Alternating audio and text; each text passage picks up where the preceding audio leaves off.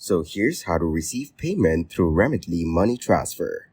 First of all, you need to open up your REMITLY application. From here, on the bottom bar, select Recipients. After that, tap on the plus icon on the top right. Now on this page, you need to put in all the information about your recipient, like their first name. Then, you need to type in their last name. After that, put in their phone number. This is optional, and then you can select Send SMS updates about this transfer to my recipient. For the next step, which is optional, you can put in your recipient's email address. After you're done with that, you can put in their street address. This detail is optional as well. Next, put in their city name. After that, select their district or division. And once you're done putting in all the information, all you need to do is tap on Save.